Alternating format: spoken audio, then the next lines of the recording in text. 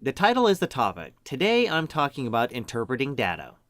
I want to discuss the videos themselves, but I thought this would be a good opportunity to talk about analyzing a study when it comes to applying it to your conclusions, even though Anita's level of research on this topic seems lazy. Studied extensively. Let's go to the Stanford article. I did read most of the actual study, but I'll give you some bullet points from the article itself. Participants donned helmets that blocked out the real world, immersing them in a virtual world of 3D sight and sound.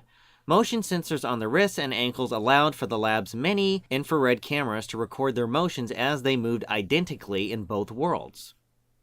First question I'd ask is how many people actually play games like this? Sitting on a couch or in front of a computer looking at a two-dimensional screen could have a different effect on the user. The Tropes vs. Women series focuses on general gaming, not stuff this elaborate. So there is already the issue of taking this study and applying it to general gaming. Once in the new world, each participant looked in a virtual mirror and saw herself or another woman dressed provocatively or conservatively. The avatar's movements in the mirror perfectly copied the participant's actual physical movements, allowing her to truly feel as if she occupied that body. Telling someone to focus on how their avatar looks instead of just telling them to play the game puts a psychological emphasis on what to focus on, which is the avatar instead of the game. To put it into context, if you told me to pick up Mario Galaxy and play it, I'd do just that and have fun. If you told me to stare at a fat plumber for a while, then give my opinion on my avatar, it could potentially influence my interpretation of the game by telling me to focus on something other than the game itself. It's just a hypothetical question of would they care that much about their avatar if they were just told to play a game and immerse themselves. The researchers then introduced a male accomplice into the virtual world to talk to the participant. What seemed like a normal, get-to-know-you conversation was actually an assessment of how much the women viewed themselves as objects. How many of you have ever interacted with the opposite sex in this manner in games? Most of the time you chat on a headset or over a microphone, and it isn't nearly this formal or intimate. This seems more akin to a real-life interaction than a gaming interaction. Women wearing the sexualized avatars bearing their likenesses talked about their bodies, hair, and dress more than women in other avatars, suggesting that they were thinking of themselves more as objects than as people. When you play games, are you running around and interacting with an environment, or just with another individual like what is happening here? Some people do socialize in games, but again, not nearly this formally. After their time in the virtual world, the participants filled out a questionnaire rating how much they agreed with various statements about rape myths. Participants rated how much they agreed or disagreed with the statements. For all we know, one of these women encountered a handsome man 3 hours after the study and acted exactly as she would have acted whether she did the study or not. If the way their avatars were dressed affected the way they viewed themselves, does that not imply they would have to dress that way in real life to have the same psychological effect? If a businesswoman plays a sexy character in games but dresses professionally for the real world, can you then say the game has an effect on her in real life when her real-life attire does not reflect the games she plays? These studies don't exactly prove that these ideas carry over in the long term. The actual study goes into a long discussion about MMOs like World of Warcraft and statistics about how many hours players game.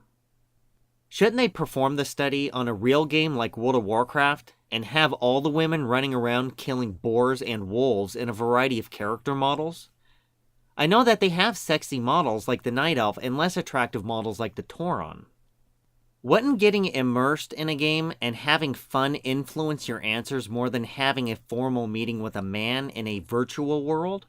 Personally, I'd be interested to see what they'd say if a Night Elf female spontaneously danced. Would they show negative emotions, or would they laugh if it came out of nowhere? If they laughed, wouldn't that mean that their initial reaction was not to be offended by a sexualized dance? The point being, a spontaneous reaction would be interesting.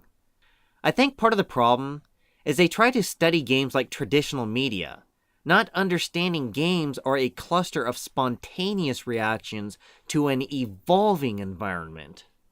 You can watch the same movie 20 times and it's always the same. No playthrough on a game is exactly the same, no matter how linear the path. An interaction in World of Warcraft might also allude to how women actually interact in normal games, as opposed to this elaborate setup.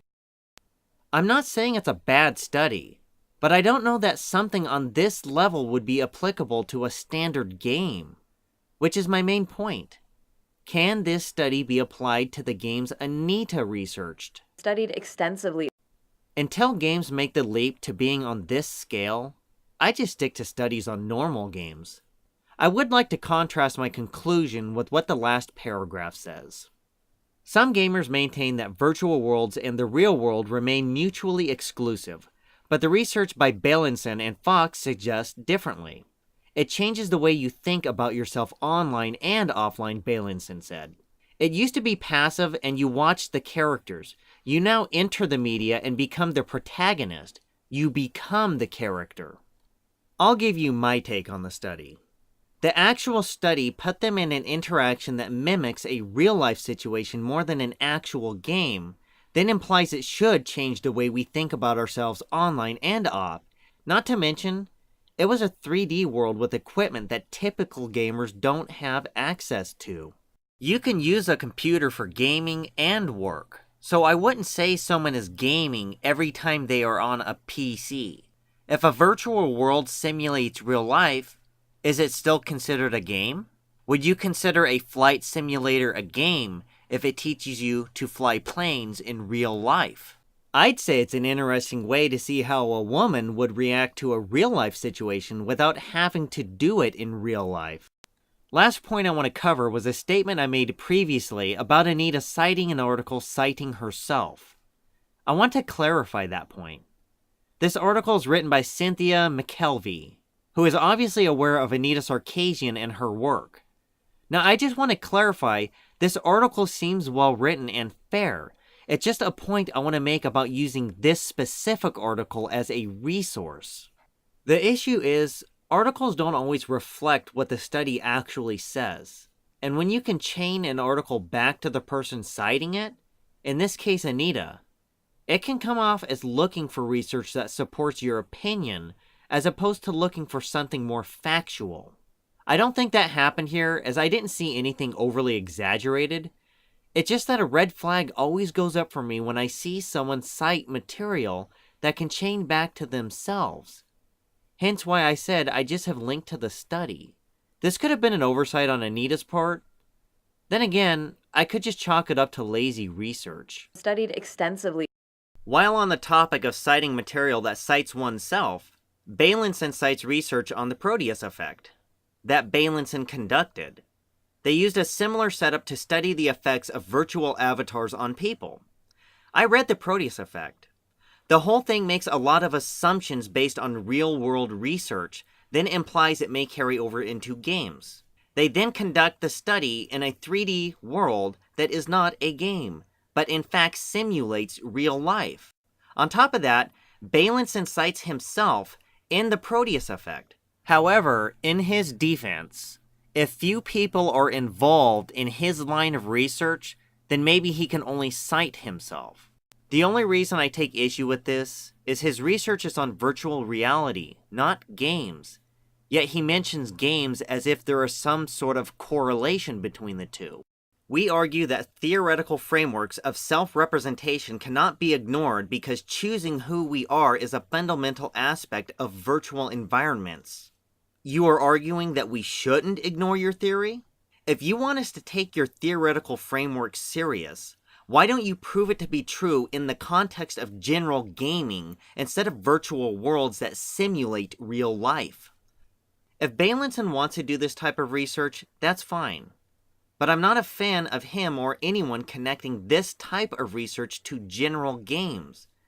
You conduct more studies on actual games, then I'll take your studies serious when it comes to gaming. That's just my take. I'll leave it up to you guys to decide for yourselves whether I was fair in my assessment or not. What are these videos again? I get a lot of support from people who really like my videos, and they've even been used as educational tools in classrooms. Educational tools.